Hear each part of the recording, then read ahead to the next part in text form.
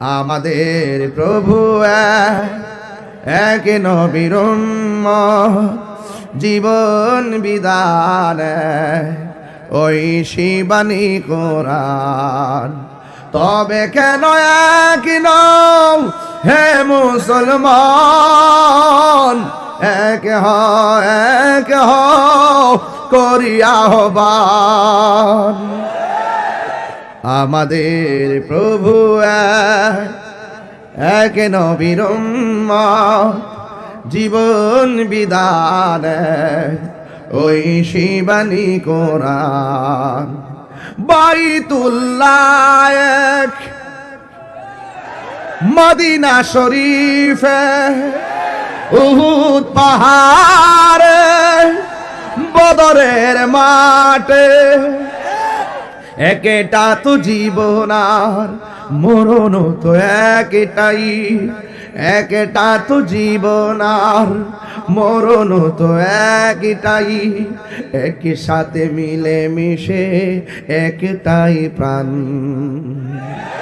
তবে কেন এক নও হে মুসলমান, এক হও করিয়া আহ্বান। তবে কেন এক নও হে মুসলমান, এক হও করিয়া আহ্বান। আমাদের প্রভু এক নবীর জীবন বিধান ওই শিবানী কোরআন। তবে কেন এক নও হে মুসলমান, এক হও করিয়া আহ্বান। ঐক্যের দরকার আছে না নাই? এই যুবক আমি মানি না, হাত তুলতে যেমন একসাথে তুলতে হয়, আওয়াজও একসাথে করতে হয়। কল্যাণময় কাজের দিকে ঐক্যবদ্ধভাবে এগিয়ে যেতে হয়। আপনারা জবান খুলে বলেন ঐক্যবদ্ধ হওয়ার দরকার আছে না না? হাত তুলে বলেন, ঠিক না বলেন?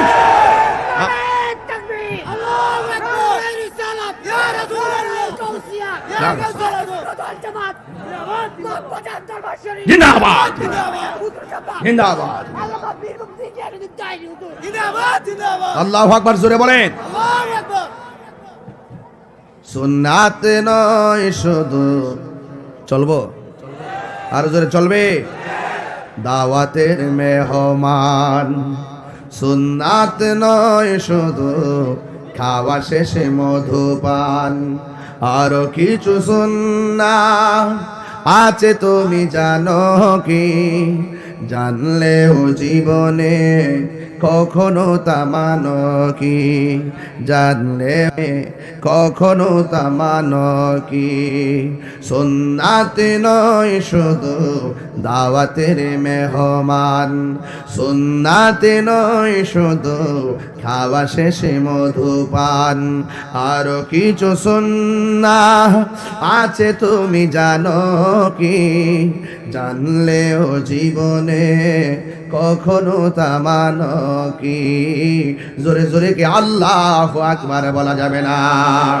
এই জন্য ব্রাহ্মণ পাড়ার বাবা, ও যুবক বুড়ি চঙ্গের বাবা, যে যেখান থেকে এসেছেন সবাই দলবদ্ধভাবে থাকা লাগবে রে। আল্লাহ রাব্বুল আলামিন কোরআনের মধ্যে বলে দিয়েছেন, ওয়াতাসিমু বিহাবলিল্লাহি জামিআন ওয়া লা তাফাররাকু। আল্লাহ রাব্বুল আলামিন বলেন, তোমরা আল্লাহর রশিকে শক্ত করে আঁকড়ে ধরো, ওয়া লা তাফাররাকু, তোমরা বিচ্ছিন্ন হয়ো না।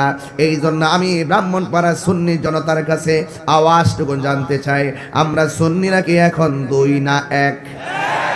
আরো বড় করে, পীর মাশায়েখরা কি দুই না এক? বৃহত্তর সুন্নি জোট কি দুই না এক? এবার সিদ্ধান্ত কি আলগা আলগা নাকি এক? যেই দিকে যাব দুই দিকে যাব না, একদিকে যাব? এই জন্য সুন্নিরা একসঙ্গে থাকার দরকার আছে না নাই? কেন আপনি একসঙ্গে থাকবেন?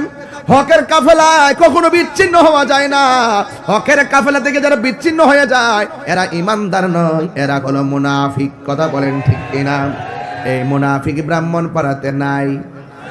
আরো জোরে, আছে না নাই? আছে। কে ইমানদার কে বেঈমান কেউ জানে না, সবাই জবান করে বলুন জানে একজন, সবাই আওয়াজ করে বলুন জানে কে?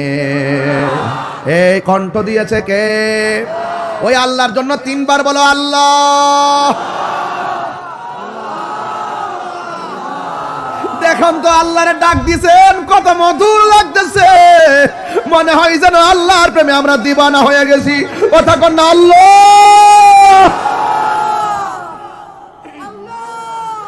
এই জন্য আল্লাহরে আল্লাহ বলে ডাক দিলে আল্লাহ বড় পছন্দ করে। ও আব্বুরে, এই জন্য আমি পায়ে দুরা বলে দিয়া যাই, এই জীবনটা যতদিন আছে ততদিন গানটা গাইয়ে যাওয়া লাগবে। জিহ্বাটা আছে বলেই আল্লাহরে আল্লাহ বলে ডাক দেয়। আয়ুব নবী বলে আল্লাহ অল বডিটার মধ্যে পছন্দ রেখেছে, মনে হয় কোনো অংশ বাদ থাকবে না, সব অংশ যদি পচে যায় শুধুমাত্র আমার জিহ্বাটারে তুমি ভালো রাখো। এবার রহিমা ডাক দিয়া কই স্বামী গো, আপনার অল বডিটা পচার কথা বললেন অসুবিধা নাই, কিন্তু জিহ্বাটা ভালো রাখার কথা কেন বললেন? আইয়ুব আলাইহিস সালাম বলে রহিমা, জিহ্বাটা যদি ভালো থাকে আমি আমার আল্লাহর জিকিরটা মন মতন করতে পারবো। এই জন্য আমার যুবক ভাইয়েরা আল্লাহর জিকির করতে হবে। আফদালুজ জিকরে লা ইলাহা ইল্লাল্লাহ, সর্বোত্তম জিকির হলো লা ইলাহা ইল্লাল্লাহ। আর ঈমানের মূল হলো মুহাম্মাদুর রাসূলুল্লাহ সাল্লাল্লাহু তাআলা আলাইহি ওয়াসাল্লাম। যুবক বৃন্দ, আমি বোঝাতে চাচ্ছি ওই কথাটাই, আমার নবীর সাহাবীরা বিচ্ছিন্ন হয় নাই, বিচ্ছিন্ন হয়ে গেলে সাহাবিয়ত থাকে না। মা আনা আলাইহি ওয়া আসহাবি, আমি এবং আমার সাহাবায়ে কেরামের পথ যারা অনুসরণ করবে তারাই হলো সুন্নি। এই জন্য সাহাবায়ে কেরামের পথ অনুসরণ করা লাগবে।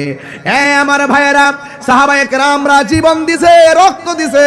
এই রক্ত দেওয়ার জন্য ব্রাহ্মণপাড়ায় কারা কারা প্রস্তুত? হাত তুলে দেখান তো দেখি ইনশাআল্লাহ।